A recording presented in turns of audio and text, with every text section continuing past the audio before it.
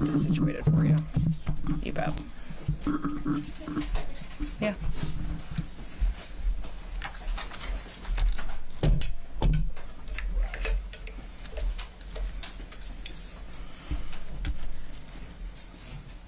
Test 1 2. Test.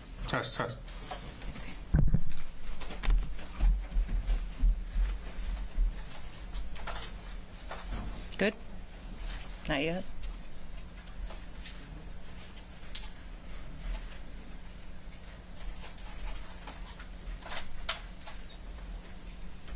Good morning, everybody. Grateful that you all are here. My name is Kristi Noem. I am the Department of Homeland Security Secretary for President Donald J. Trump, and I am so thankful for the men and women of law enforcement who have been working every single day to bring law and order and peace back to the citizens of Los Angeles and to the state of California. As you know, we've seen under this last week some operations that have been working to bring in criminals that have been out on our streets for far too long.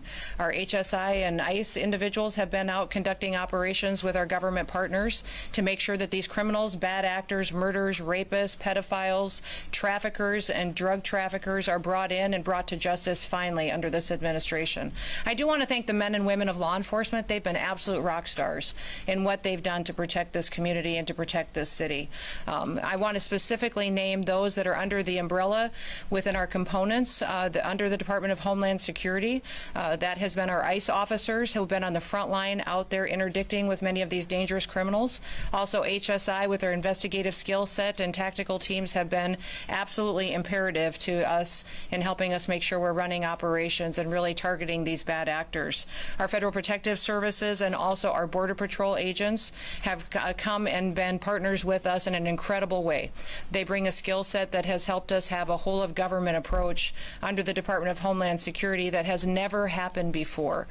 The assets that they have and the willingness to do their jobs that this president has allowed them to do has been absolutely incredible. But what you see standing behind me too is also other federal partners that have come to the table that are here to bring safety and security to the city of Los Angeles. I want to specifically thank the Army. I want to thank the Marines, the National Guard, our soldiers, our military men and women who have shown up here to help make sure that we have security. Not only do they protect our country around the world, but they're doing it every single day here in the United States of America too, and doing it as service, public service to the people in this country because they took an oath to uphold the law.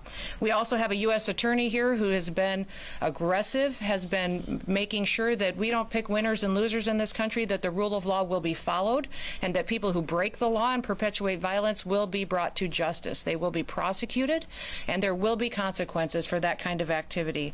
The Department of Justice is here and has a presence in our Incident Command Center, as well as the DEA, the FBI, and their investigative teams have been fantastic with their leadership. And we also have the IRS here that's helping us track how these violent protesters are funded, what NGOs out there, what unions, what other individuals may be funding these violent perpetuators that are in these protests that take people who may be wanting to come and be peaceful, but instead turn these into very violent activities that go after law enforcement. That's just simply not acceptable. And I also want to thank our U.S. Marshals. They've been so great in helping us to secure facilities, but also operations, and also with transportation, that as soon as someone is arrested and brought into incarceration, that they are transported out and able to face prosecution and the consequences for their crimes. I want people to know that while these officers and these agencies and our military are here doing this work and these operations, that the people across this country are so grateful. They are so grateful for the work that is being done here in Los Angeles. They are setting an example for what is happening across the country in other cities, and putting together a model and a blueprint for how we can continue to work to make every single community great again and safe again for our kids and for our grandkids far into the future. I've been in many different states with all the different components that I represent over the last 4 or 5 days, and everywhere I go, people stop me and say, tell everybody who's working working in Los Angeles that is working to bring safety to those city streets and to those families and protect those small business, tell them thank you. Tell them God bless you, that I hope that they are safe and they have been suffering. The people that live here under the policies of Governor Newsom and under the policies of Mayor Bass, and they recognize that it's a huge disservice to the people who have to try to raise their families here, and that these agents and that these law enforcement officers are working to change that and give them an opportunity to be successful and to live the American dream. Listen, many officers have been assaulted over the last several days. We did see before that assaults against law enforcement and ICE officers go up over 400%. In this situation, we've seen that increase even more. It's not acceptable. If you assault a law enforcement officer, we are going to come after you and we are going to arrest you, prosecute you, and put you away. That is not going to work. And under this administration with President Trump's leadership, one person is not better than another.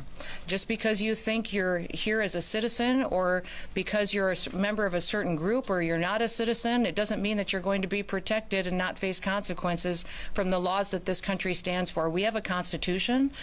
We follow that Constitution and the laws that have been passed by our Congress, and we're going to make sure they are equally applied to every single person as it applies under the Constitution here in Los Angeles, but also across the country. As our law enforcement officers have been assaulted, they've been pelted with rocks and bricks. Their cars have been set on fire. Molotov cocktails have been used. We have seen people throw bottles and hammers at them. We've also seen that they have been attacked and verbally spit on or punched or assaulted, and it's just not acceptable. The Department of Homeland Security and the officers and the agencies and the departments and the military people that are working on this operation will continue to sustain and increase our operations in this city. We are not going away. We are staying here to liberate this city from the socialist and the burdensome leadership that this governor and that this mayor have placed on this country and what they have tried to insert into this city. So I want to say thank you to every single person that has been able to do this. Also, I want to talk specifically to the rioters and to the politicians in Los Angeles. A half a dozen violent criminals that you're rotating on your I also want to talk about specifically how many of our ICE agents have been doxxed for doing their duty, how they have been targeted, and how their families have been put in jeopardy, and that we're not going to allow that anymore as well. That those individuals who are purposely endangering our ICE agents and our law enforcement officers and their families will be prosecuted for what they are doing as far as perpetuating violence on them. I want to know that the American people are grateful for our law enforcement officers. We will always respect them, and that President Trump is thankful for the leadership that has been shown by all of these agencies. In fact, President Trump did call in, and I did visit with him today, and he also visited with all of these agencies here this morning and thanked them for what they are doing to make sure that they are protecting the United States of America. The images that we've seen out of Los Angeles the last several days has simply been un-American by the protesters and the violence that we've seen perpetuated. Masked thugs are assaulting police officers. They're setting vehicles on fire. They're waving foreign flags on American soil while burning American flags, and they've damaged public property and destroyed private businesses. We need to make sure that we are continuing to protect the citizens that live here and want this community to be safe. Let me give you just a few examples of those who have been rioting that many politicians like Gavin Newsom and Karen Bass are defending. There was a Vietnamese illegal alien who committed a mass shooting at a graduation party in 1994 that we've been able to take off the streets. A Filipino illegal alien that was convicted of an assault with intent to commit rape that we've been able to bring up into custody and incarceration. You see behind you some more profiles of individuals that have brought into custody through the operations we have here. A Mexican illegal alien convicted of willfully cruelty to a child, and on and on and on. Those individuals and those criminals are now off the streets of Los Angeles because of the activities that have been conducted here in the last several days and will continue to operate for days to come. When these riots first began on Friday night, a federal federal law enforcement building was surrounded by over 1,000 violent rioters, and it took Los Angeles Police Department 2 hours to respond. So we are going to continue to operate with our federal partners and continue to keep asking the governor and the mayor for their support and their backup in these operations to make sure that all of our law enforcement officers are protected while they do their work. We're going to protect American cities from lawlessness, and we'll do what it takes to put the American citizens first and make sure they have the opportunity to sleep safely in their beds at night. I just want to say God bless all of our men and women of the military that serve, all of those who serve in our law enforcement agencies and in public service, that make great sacrifices away from their homes and from their families, but they do it because they believe in America, and they believe in freedom, and they believe in law and order, and that is what we are doing right here today and will continue to do for days to come until Los Angeles once again is at peace. So with that, we'll turn it over to our next speaker, which I believe will be Todd Lyons from ICE. Thank you, Madam Secretary. I'm Todd Lyons. I'm the acting ICE director. Also, I'm the National Incident Commander for the situation. But I would just like to say thank you to Secretary Noem. She said it best. There's really not much more I can say. It's without her leadership that we wouldn't be out here conducting this mission. President Trump fully has our back on this one, and we're doing the will of the American people. I want to thank the brave men and women of ICE, HSI, ERO, our attorneys with the Office of Public Legal Counsel, because without them, this would not be possible. They put their lives on the line every day. You also see my fellow agency heads here with me, and many that are not up here on stage. The men and women of law enforcement have been putting themselves in harm's way every night since we've been here in Los Angeles. What we've done here is taken a whole of government approach for this immigration mission. You know, under the last administration, there was millions upon millions of people that we don't know who came into this country. They were let in, that now have turned violent criminals. Also, we have known suspected terrorists and gang members. Since January 20th, we've been making arrests in Los Angeles and all around the country. But specifically, we've focused on gang members, human traffickers, violent drug dealers, and rapists. You know, the Secretary brought it up. You know, the rhetoric of a lot of elected officials and people, what really caused this. We've heard so much. If ICE had a criminal warrant, if ICE had a judicial warrant, cities would cooperate with us. On this past Friday, you saw that.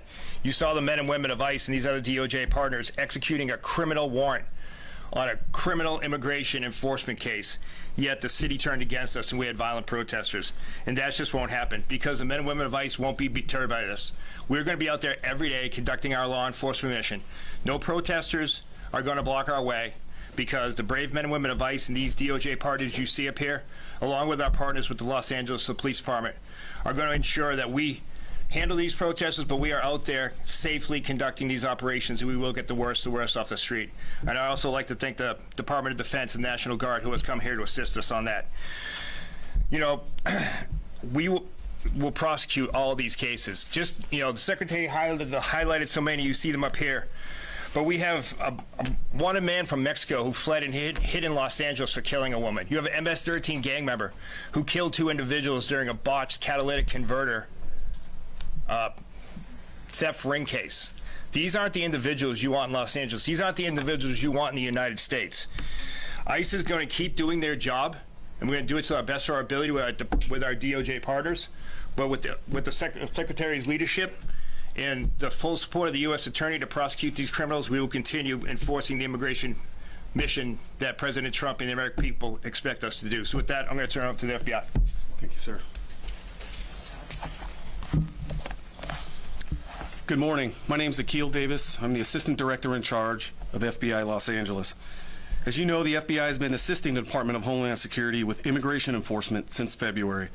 We're just one of many field offices doing this nationwide as directed by the Attorney General, and we're accustomed to providing investigative and technical assistance to law enforcement at all levels on a regular basis. We have agents embedded with our operational teams with DHS. Our help vary depending on what DHS needs, and they let us know moment by moment. We have significant tactical resources across the enterprise here throughout our 7-county AOR to assist and support these efforts. That said, we find ourselves defending operations from violent offenders. The FBI safeguards constitutionally protected rights. We investigate civil rights violations on a daily basis, but some activity keeps taking place among righteous protesters is not civil. It's violent. We're going to investigate allegations of violence, whether it's assault on law enforcement officers or civilians, looting, arson, doxing, or damage to public property. So please, I'm asking the community, do not put your life in jeopardy by hurting someone or destroying property. You will be held accountable by the FBI, and it's not worth it. I'd like to highlight 2 cases for you to show what the FBI's line of effort is in this overall DHS-led operation. Elpidio Reyna is a fugitive. He is wanted for the alleged assault of a federal officer in the city of Paramount in California on June 7th, 2025. Reyna allegedly threw rocks at law enforcement vehicles on Alondra Boulevard in Paramount and injured a federal officer. Reyna is 40 years old, weighs around 165 pounds, and is 5'7". Reyna has a tattoo on his left arm with the word Carmen on it. We have photos of him on display. Reyna will be caught, and when he is, he will face a statutory maximum penalty of 8 years in prison.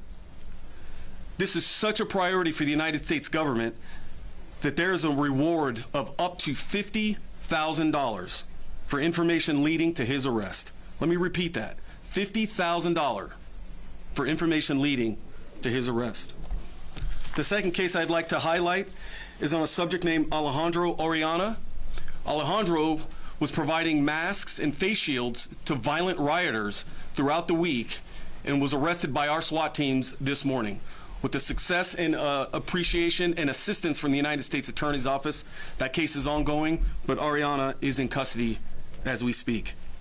If you have information or evidence of violent acts, please either call 1-800-CALL-FBI, visit tips.fbi.gov, or send images or video to our digital tip line at fbi.gov/LA Office Assault. Thank you, and I will now turn it over to Chief Bovino, United States Border Patrol. Thank you, Chief. Thank you, sir. Good morning. I'm Greg Bovino, Chief Patrol Agent of the El Centro Border Patrol Sector and Lead Federal Coordinator for Customs and Border Protection entities here in Los Angeles. Entities include U.S. Border Patrol, Office of Field Operations, and CBP Air and Marine. We have several hundred agents and officers here in Los Angeles right now as we speak. Our primary mission here in Los Angeles revolves around Title 8 United States Code. Let me say that again. Title 8 United States Code. Those are our immigration statutes. If you look behind us at these pictures on the wall, immigration's not a victimless crime. A lot of bad people, a lot of bad things are in our country now, including Los Angeles. For Customs and Border Protection, that's why we're here right now, is to remove those bad people and bad things, whether illegal aliens, drugs, or otherwise. We're here and we're not going away. Border Patrol, Office of Field Operations, and Air and Marine, you'll see us in Los Angeles. You'll continue to see us in Los Angeles, not going anywhere soon. As for the violence and the demonstrators, violence will not deter us, the CBP mission here in Los Angeles. I believe we saw that last Sunday night out at Paramount. We continued to conduct our patrols as we saw necessary in the middle of that riot. And we'll continue to do that from here on out. Our allied law enforcement agencies, many of whom you've already heard from, whether it's HSI, ERO, FBI, ATF, and all others, join with us as we conduct that Title 8 mission. Very historic. First time I've ever seen it in my almost 30-year career. It's actually breathtaking. Many millions of illegal aliens have passed across that border over the past several years. It's our job to get them out. And that's what we are going to do, and that's what we're doing right now. Thank you.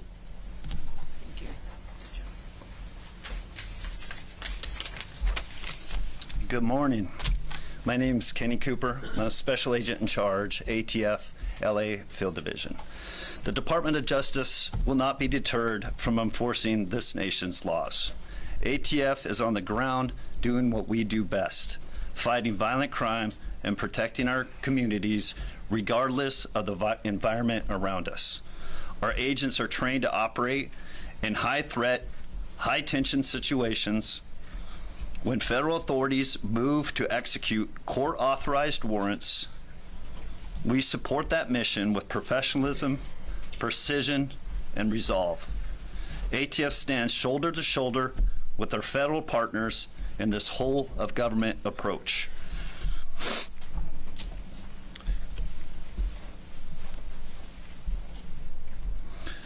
ATF stands also shoulder to shoulder, including to carry out our immigration enforcement mission. If a criminal threat intersects with that mission, we bring our full capacities to the table. Let's be clear, obstructing a lawful federal operation, especially through violence or threats, is not protective activity. It's a crime. And those who cross that line will be held to account. We don't get to pick and choose when to enforce the law. Our job is to uphold it, always. ATF will continue to pursue violent offenders, support our partners, and keep doing the hard work this public demands. Thank you.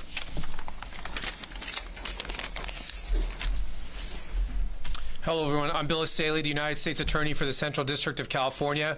On behalf of my office and the Department of Justice, I'm here to show our support and our collaboration with the Department of Homeland Security in their mission to protect the American people and to do immigration enforcement operations, specifically at targeted known criminals, which is the primary focus of most of our missions to date.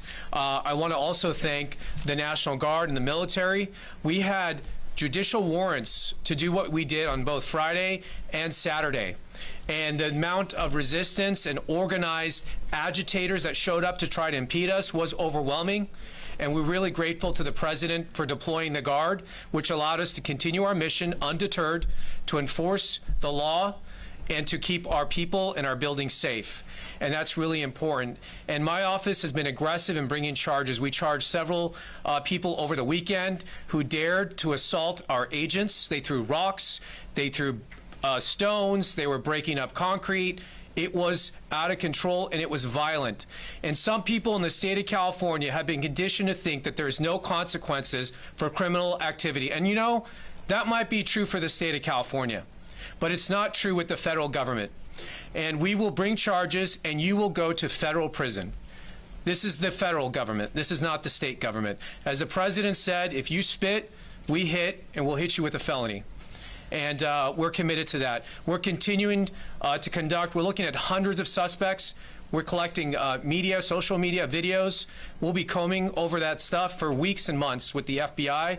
And just because you think you got away with something over the weekend, think again. In a few months from now, you could get a knock at your door. So anyone who's thinking about showing up to these protests to commit violence, I really caution you to think again. It's not worth it. We charged 2 individuals yesterday with throwing Molotov cocktails at police officers. That is extremely dangerous and could lead to death. They're now looking at explosives charges charged by the federal government and more charges to come. So I just want to reiterate that we will be aggressive, we will be filing, and we will be swift in our deliverance of justice. And I want to thank our partners at the FBI and the ATF and DHS and all our agencies for their hard work. It has not been easy. They've been working around the clock, but they're undeterred. And I can tell you, speaking to them, they are more committed than ever to delivering on the promise of the President to make America safe again. And we need that in California, probably more than anywhere else. So with that, I thank you very much. Thank you, Bill. I appreciate that, and everyone for their comments. And with that, we're going to open it up to questions, but we're going to keep it specifically to questions that pertain to this topic and some of the operations that are ongoing here in Los Angeles and how we will sustain and build on those operations in the future. So do you want to go first? Matt Rivers, Yes. ABC News. Yes. A question for you about future planning. We know that there's more protests planned for this weekend. Yes. Is DHS actively planning on requesting more assistance from DoD, more troops, given those protests that are coming? Is this the administration's new playbook? You know, what I would say is that I'm not going to telegraph exact statistics and numbers and what we are doing as far as participation with the military, but we do have several thousand engaged here in Los Angeles right now. We are assessing this weekend's threat levels, not just here, but in cities across the country, and pre-deploying assets. So we're using every tool that we have in our toolbox and pre-staging people, task forces, special swift response teams, people with specific gifts and talents that they can contribute to areas that we think they may be needed this weekend, so that we can prevent any kind of violence from being But it's perpetuated. on the table, the idea of bringing more troops. You know, I would say the president has the right to utilize every authority that he has under the Constitution to utilize Title X and to bring in military assets and National Guard units as needed, and he'll continue to assess that and use his prerogative to decide when it's necessary. Yeah. Madam Secretary, you had previously asked the Defense Secretary to direct troops to arrest people. Is that something you'd still like to see? You know, I think what I had talked was a conversation with the Department of Defense to ask them to use the authorities that they have in conjunction with the president to make sure that there's consequences for people who perpetuate violence. So that is what the assessment is, and they're being utilized to the fullest extent to which the president wishes to at this point in time. And I'm so thankful we have a U.S. attorney and a Department of Justice that is going out there and prosecuting these crimes as well. That's something that was very different under the Biden administration, that is a game changer now. We have a president now that believes in the rule of law and that is going to make sure that when people break the law, no matter who you are, that you will be prosecuted and you will be brought to justice. Yes, sir. Madam Secretary, Yes. Salvador Duran with Innovation Network. Yep. 2 questions for you. The first one is, do you have an estimated number of people that have been detained and deported? And the second question I have to ask you, would you please address Senator Padilla's interruption to your press conference? You know, And I'm not- consider yeah. even pressing charges for what we just witnessed here. Oh, you know what? I don't even know the senator. He did not request a meeting with me or to speak with me. So when I leave here, I'll have a conversation with him and visit and find out really what his concerns were. I think everybody in America would agree that that wasn't appropriate. That if you wanted to have a civil discussion, especially as a leader, a public official, that you would reach out and try to have a conversation. For instance, I have left voicemails for Governor Newsom wanting to have a conversation. Has he returned them? No, he hasn't. I know that the White House has reached out and had conversations with Mayor Bass as well.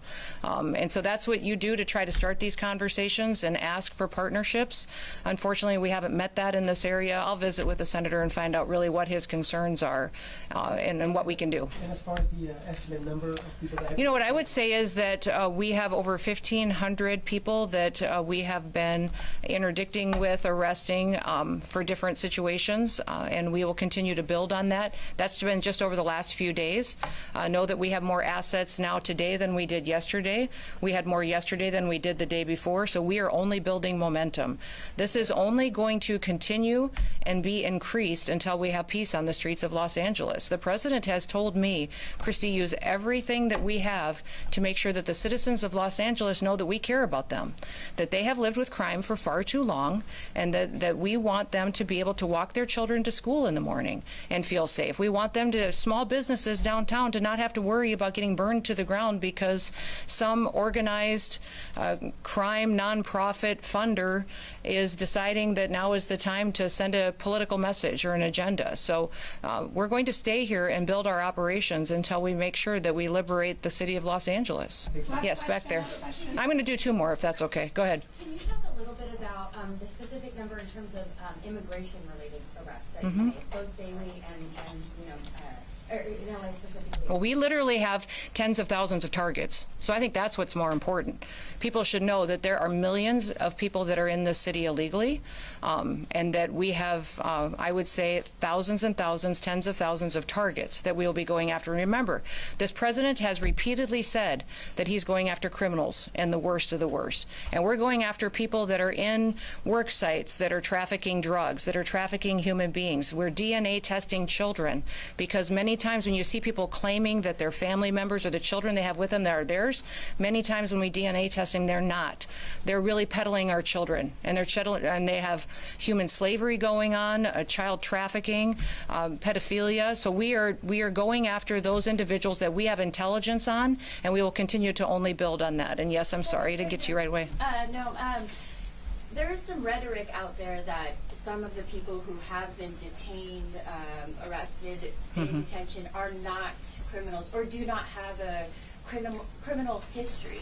Can you address that? There's a lot of rhetoric out there that claims... Well, there's a lot of rhetoric and there's a lot of false information and a lot of fake news. So I'd appreciate it if you guys would start covering the facts. And we'll get you all that information that we possibly can. Now, there may be people that because of the targets that we were out there arresting, that were with those individuals, they were collaterals that were spending time with them, and all those people will be vetted. And remembering, still in the United States, if you come into this country illegally, you have committed a crime. And so when you do that, we have to go through and follow the law and make sure that we're adjudicating that and dealing with that appropriately. So the president's targets and priorities are the criminals that have perpetuated violence, but also, once again, I'm going to remind everybody, you have the opportunity to self-deport. We will buy you a plane ticket. We will give you $1,000 when you land in your home country or if you go home to Mexico, and then we will get you scheduled so that you can come back to this country legally. You will have the opportunity to come back to the United States of America. If you don't do that and you wait until we come and arrest you and have to remove you, you will never get the chance to come and live in the United States of America again. The president has been clear on this. So I'd encourage you to get on the CBP Home app, and you can self-deport today, and we will facilitate that. You can take your entire family with you, people and your loved ones, and we will facilitate you coming to this country correctly. Everybody has the opportunity to do that. If you wait until we have to arrest you, you will never get to be an American, much less live here and work here and be able to pursue the American dream. Last question. Madam Secretary, Alejandra Ortiz with Telemundo 52. Yes. You just said that you go after the worst of the worst. But we've seen ICE arresting immigrants in front of their court hearings when they go to their annual immigration check-ins. Even if they're going And remember, through the these legal are people- process, are we sending the message as a country that people, even with no criminal record, and that they're taking the legal correct path, are not safe from If they took the legal correct path, they would have come here legally. They wouldn't have come into our country illegally. Second of all, they have final removal orders. They have final removal orders, and we're following. That's a civil offense, but not a criminal record. It is actually under the acts that the president has invoked through his executive orders. It actually is a criminal offense. And so one of the things that we need to remember is that when you're going out there and talking about what is happening with individuals who are in this country illegally, is that they have the opportunity every single day to return back home, and we will work with them and facilitate that and work with their families. But if they choose to wait back and to not make that decision today, then they are subject to this type of operation that will target those that have criminal activity and backgrounds and perpetuators of violence first. Those are our targets. But we are going to make sure that we're bringing peace back to the city of Los Angeles. She told me she has hundreds of cases of people coming in asking for asylum. They go to their immigration check-in. So my only question to you, I'd say a question back to you is, which laws in the United States should be enforced and which ones shouldn't? I mean, my job, here's the deal, guys. My job is not to pick and choose which laws we enforce and which ones we don't. We have laws in this country, and they matter. If you want the law changed, go to Congress. When's the last time you went to Capitol Hill and told your senator or representative to change it? That's what they need to do. This is the perfect time for Congress to make a decision on how they want people in this country to be able to have an opportunity to come here legally and to fix this. We, as law enforcement officers and as a national security department and agency, my job is to uphold the law, and that's what I will continue to do. Yes, sir, I'm going to finish with you. And I kind of like the Bass Pro hat, too, so I'm going to go here, and then I'm going to go to you. So go ahead. Yes. Is this unique to Los Angeles? Nope. These operations, I will say these operations have been much more difficult because of Los Angeles and California's sanctuary policies. SB 54 has been difficult for us, and we don't have the backup of your local law enforcement. That's put our officers in danger. In fact, even this morning, we had Highway Patrol that we were working with. I was talking to officers. They were so happy that we were here, and they were grateful that we were here interdicting with these criminals. And then the governor found out that I was here, and he pulled them off of me and told him to go back home and to not cooperate with us anymore. So if you don't think your governor's being political, he gets up every single day and the first hat he puts on is the political one, and then he makes a decision that's best for him and his family, and then he makes a decision that's best for what his future is, and then maybe 10 or 15 steps down the line, he'll decide what's best for his people. That's what your governor does. Next, I'm going to come to you.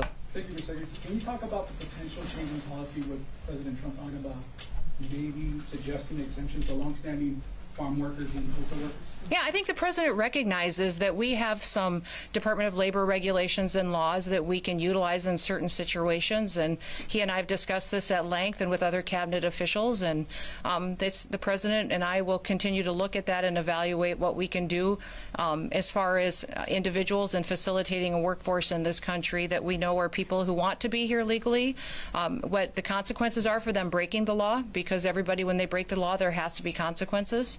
But what we can do to facilitate making sure that those who really do love the United States of America have the opportunity at some point to live here and to be a part of our future and to be a part of this country and our economy and the dream of raising their children here. All right. Thank you, everybody. Appreciate it. I've been traveling around Los Angeles all morning. I saw a lot of graffiti, a lot of destruction. I saw quite a bit of where we saw some of the activity. We were staying close to downtown where we were last night. It was very interesting to me. I would have preferred to have gotten into some areas that I know I was respecting the curfew because I landed after midnight and then we left the hotel this morning before 5 a.m., around 5 a.m. So, but some of those areas that we were able to see, it makes me sad. This is a phenomenal state, and this is such a beautiful city. And people dream. But you only saw downtown since you've been here. No, I've been driving. I mean, we've been in the car most of the morning doing different operations and out with our agents. But I mean, don't you want your downtown to be beautiful? No, I just wanted to know. I would say, know your impression of what you've seen, if it was only downtown. Yeah. Or if you've seen other parts of. No, I mean, I've been here many times before. But as far as this trip, we've been out on operations with law enforcement officers, and so we've covered quite a bit of territory. And I'll still be here doing different things in different areas. But I would say that everybody should want their downtown. And if you're a business owner in a downtown, if you're a family that lives there, you want it to be safe and you want it to be beautiful and somewhere people want to come. Thank you, everybody. Thank you, everybody. Appreciate Thank it. you. We will take any follow-ups later. Thank you. You bet.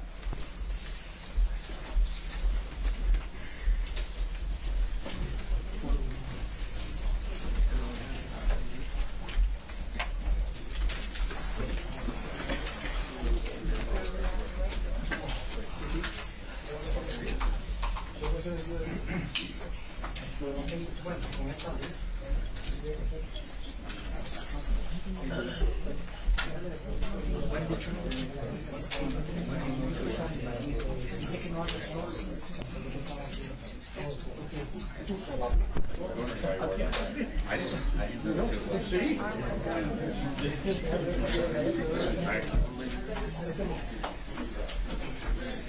Oh, yeah, it's here.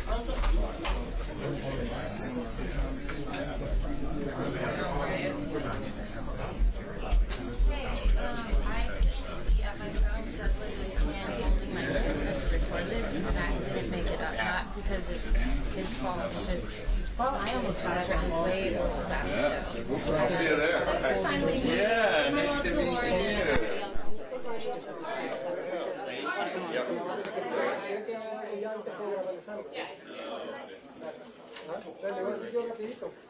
No, I just. I gotta go right now. I'm gonna head back down. Yes.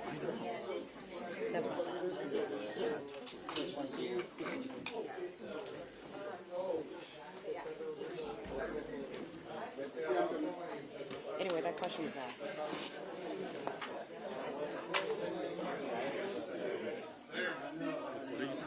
That text message we got, that question was asked.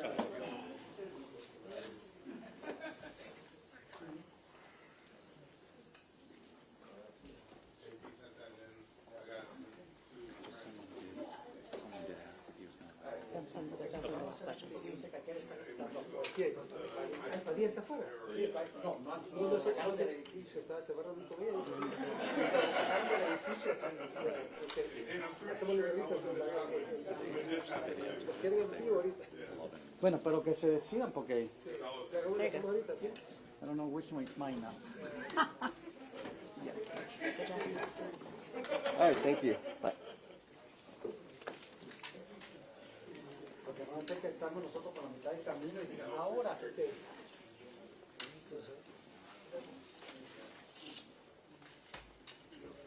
What? One of the most unsettling things I think I've ever seen. It's pretty crazy. You put your mic, hold on to it. You want to hold on to it? Yeah, just hold on to it if you don't mind. Yep, got it.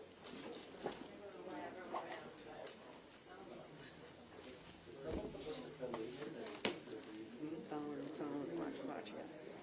Fox has been out. Wait, which one? Fox is with them.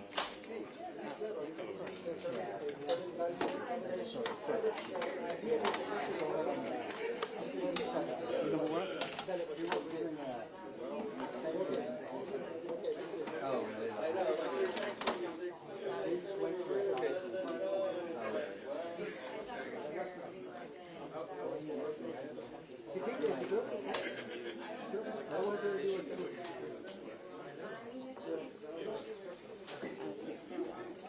If somebody can help me, just grab it.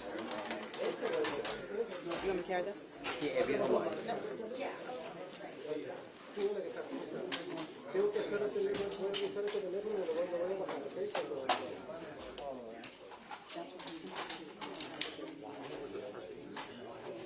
Te escucho, sí te escucho. Y hablo de sola. Ok, let me know, ¿ok? No tengo nada que pedir.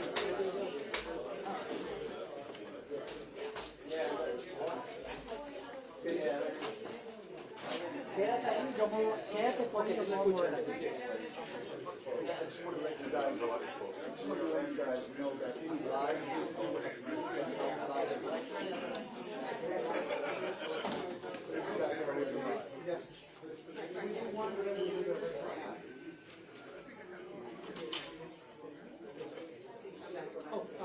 Can you fix it? Yeah, just a quick live shot. It's like a 30-second, a video live shot. just have 30 seconds. Okay, that's it.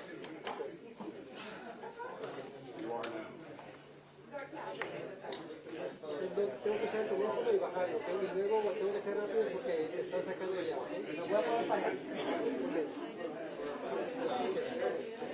Yo te cuento que eso se puede. Ay.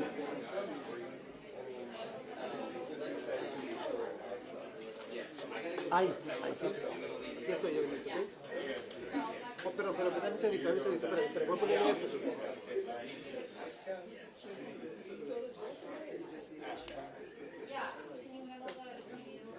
Ok.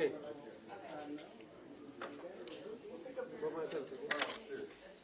Échate más acá enfrente, tú estás para acá. Échate, para que te pegue la luz. Ah, ok, dale. Un poquitiquito más para atrás. Lo van a sacar de aquí. Un poquitiquito más atrás. Ahí, ahí.